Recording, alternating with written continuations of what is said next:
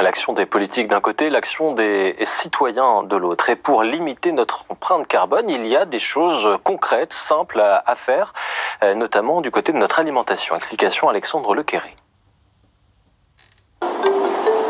Dans nos assiettes, comme pour la planète, réchauffer ce n'est jamais bon.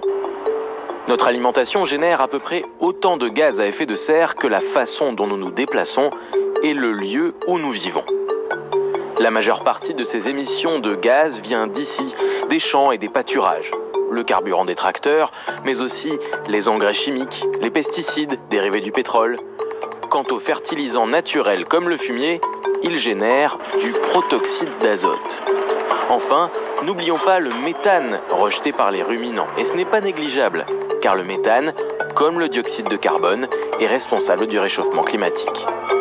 Et ce n'est pas fini, car il y a ensuite l'étape de la transformation, l'industrie agroalimentaire et la distribution, là encore, de l'énergie utilisée. Bref, l'agriculture, et en particulier l'élevage, pèse lourd dans la balance. L'élevage, c'est près de 15% des émissions de carbone sur la planète, selon l'ONU.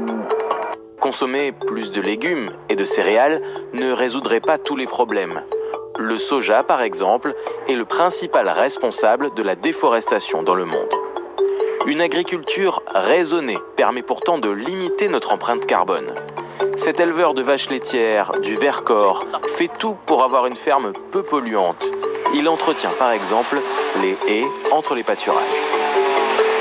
C'est justement à côté de ces bordures que les prairies résistent beaucoup mieux au sec, donc les vaches consomment plus, arrivent mieux à valoriser l'herbe qui est à l'ombre, et donc finalement c'est de l'aliment qu'on ne va pas acheter.